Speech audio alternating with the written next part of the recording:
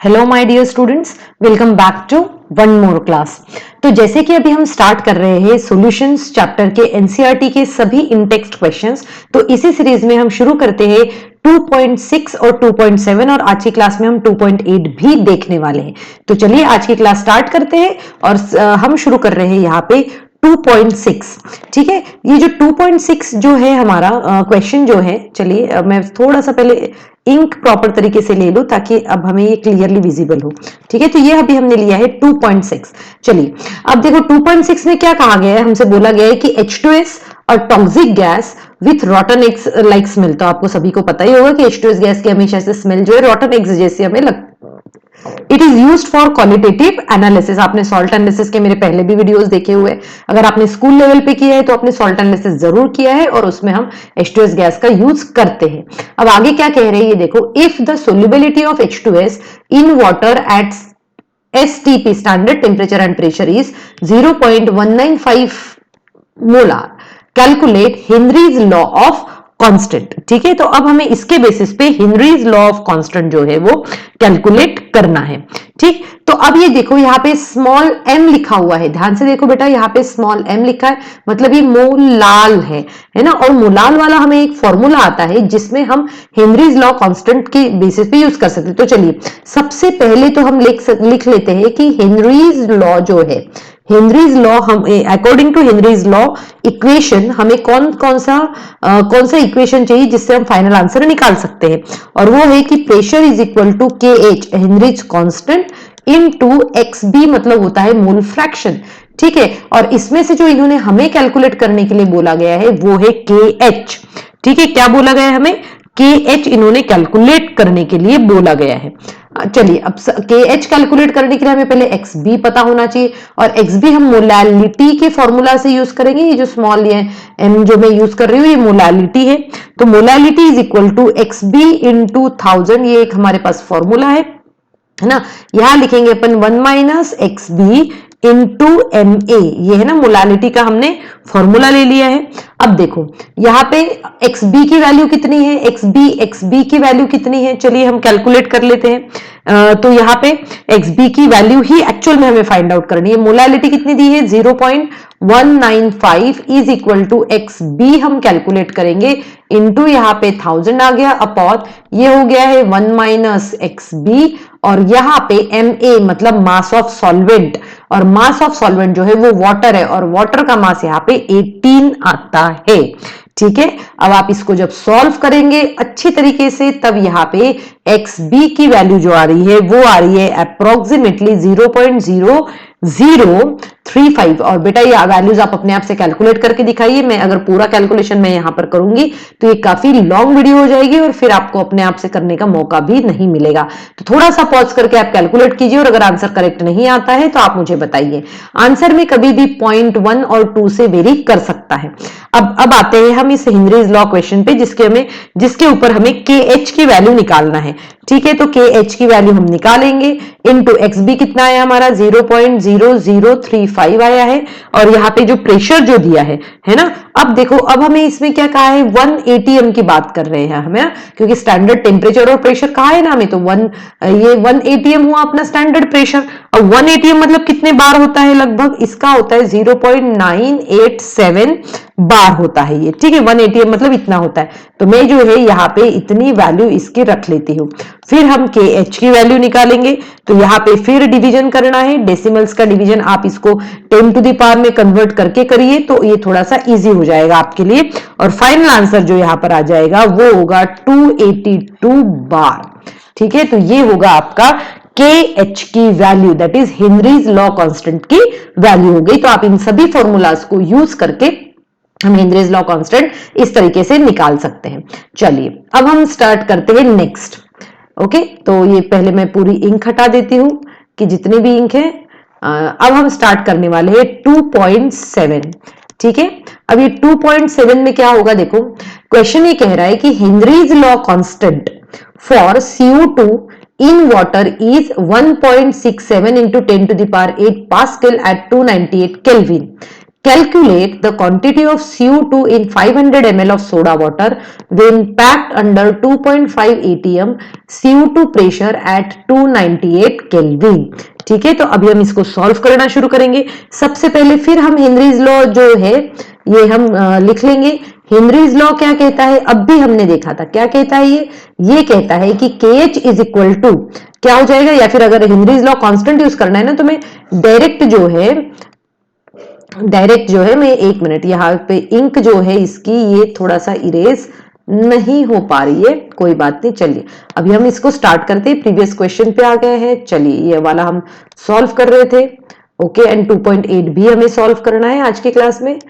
तो अभी हम स्टार्ट करने वाले 2.7।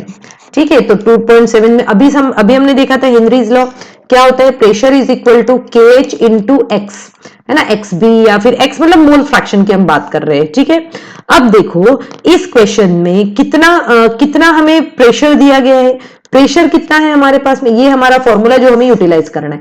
क्या क्या दिया गया है वो हम लिख लेते हैं। 2.5 एटमॉस्फेरिक प्रेशर दिया है।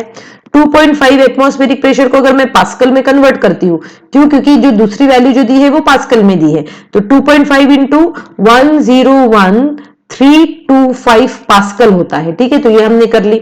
ऐसा क्यों किया हमें, क्योंकि KH की वैल्यू जो है वो पास्कल में दी है, कितनी है 1.67 into 10 to the power 8 pascal. ठीक, अब देखो अब इन्होंने क्या कहा, ये सभी वैल्यूज हम इस इक्वेशन में रख लेते हैं। देखो P की वैल्यू कितनी है 2.5 इंटू 101,325, ठीक है, इज इक्वल टू ये क्या हो गया KH की वैल्यू कितनी है 1.67 into 10 to the power 8 into ये कितना हुआ X। तो X मतलब X क्या हुआ, ये अपना मोल फ्रैक्शन हुआ। जब आप इसको डिवाइड करोगे तो X की वैल्यू निकल आएगी। अब डिवाइड करना आपको सीखना है, मैंने पहले भी बताया था। तो आपका अप्रोक्सीमेट आंसर जो है इसका इतना आ सकता है, X का मतलब मोल फ्रैक्शन का इतना आ रहा है। ठीक, अब देखो अब इसमें नेक्स्ट क्या करना है हमें, मोल फ्रैक्शन निकल गया हमारा। अब अगर मैं मोल फ्रैक्शन निकालती हूँ CO2 का, तो ये कैसे निकालूंगी, यहां पर हम कहेंगे number of moles of CO2 upon number of moles of CO2 plus number of moles of water. ठीक है, तो इसका तो और ये number of moles of CO2 जो है यहाँ पे हम इसको नेग्लिजिबल मान लेंगे क्योंकि बहुत कम होंगे। तो डायरेक्टली हम लिख सकते हैं number of moles of CO2 upon number of moles of water. तो और number of moles of water कितने होते हैं, number of moles of water कितने होंगे, गिवन 500 है अपॉन 18, इट मींस अप्रोक्सीमेटली आ रहा है ये 27.7। ठीक, अब देखो अब इस क्वेश्चन में अगर हम लिख लेते हैं ये वैल्यू, जैसे x है ना, x कितना है, x इज इक्वल टू कितना है हमारा n of CO2 upon n of H2O। तो x की वैल्यू कितनी है 1.517 into 10 to the power -3 is equal to n of CO2 कितना है, वही तो कैलकुलेट करना है, n of CO2 he calculate करना है हमें। अब यहाँ पे जो आएगा ये आएगा 27.7 और n ऑफ CO2 जब आप कैलकुलेट करोगे तब उसका आंसर अप्रोक्सीमेटली ये होगा। अब आप देख सकते हो यहां पर मैंने इसको जो है निग्लेक्ट क्यों किया, क्योंकि हमेशा सॉल्वेंट के कंपैरिजन में सोल्यूट का जो रहता है वो हमेशा से बहुत ज्यादा कम रहता है, तो हमें नेग्लिजिबल हम आराम से कर सकते हैं और ये हुआ हमारा फाइनल आंसर। ठीक है, चलिए अब हम सॉल्व करते हैं इसके नेक्स्ट क्वेश्चन। अब नेक्स्ट क्वेश्चन क्या कह रहा है, देखो दी vapour pressure of a pure liquid, the vapour pressure of a pure liquid क्या कह रहा है, ये vapour pressure of a pure liquid A and B are 450 and 700 mmHg respectively at 350 Kelvin. Find out the composition of a liquid mixture if total vapor pressure is 600 mmHg. Also find the composition of the vapor phase. ठीक है, दोनों चीजें हमें इसमें से निकालनी है। तो चलिए अब हम इसको सॉल्व करना स्टार्ट कर देते हैं, इस क्वेश्चन को, है ना, इस क्वेश्चन को सॉल्व कर लेते हैं, तब हमें क्लियर हो जाएगा कि मतलब क्या क्या दिया है और क्या हमें करना है। अब देखो यहाँ पे कहा है कि vapour pressure of a pure liquid A and B, उनका वेपर प्रेशर दे दिया है, टेम्परेचर दे दिया है, और हमें कहा कि find out the composition of a liquid mixture if the total vapour pressure is this one. तो हम ये वाला फॉर्मूला यूज कर रहे हैं। जैसे हम टोटल वेपर प्रेशर जब निकालते हैं तो P टोटल हम कैसे निकालते हैं, PA plus PB, vapour pressure of A plus pressure of B। Vapour pressure of A हम कैसे निकालते हैं, P not A into x A plus यहां पर कैसे निकालते हैं, P not B into x B निकालते हैं। अब P नॉट ये तो दिया है वेपर प्रेशर जो है हमें यहाँ पर दिया है कि टोटल का वेपर प्रेशर 1600 है और P not a pure liquid का कितना है 450 है इंटू एक्स ए हमें कैलकुलेट करना है प्लस अब देखो इसका 700 दिया है एक्स बी मतलब पता होता है हमें 1 माइनस एक्स ए हम लिख सकते हैं। चलिए अब इसको सॉल्व करना शुरू करते हैं। जब आप इसको सॉल्व करोगे तब आपका आता है कि एक्स ए की वैल्यू जो है वो आती है 0.4। ठीक है, अब मैं एक्स बी की वैल्यू कैसे निकालूंगी 1 माइनस एक्स ए, तो 1 माइनस 0.4 मतलब आंसर आ जाएगा 0.6। अब देखो इसी के साथ में हम इसकी भी वैल्यू निकालेंगे कि P A is equal to कितना होता है ये P not A into x A, तो पी नॉट ए कितना है 450 इंटू एक्स ए कितना आया 0.4 मतलब ये हुआ जो प्रेशर जो है वो आया है हमारा 180 mm। ठीक है, फिर हम बात करते हैं पीबी का, तो पीबी का कितना आया है P not B plus sorry P not B into x B, तो चलिए इसको भी सॉल्व कर लेते हैं। ये है 700 इंटू 0.6 मतलब ये हुआ 420 mm।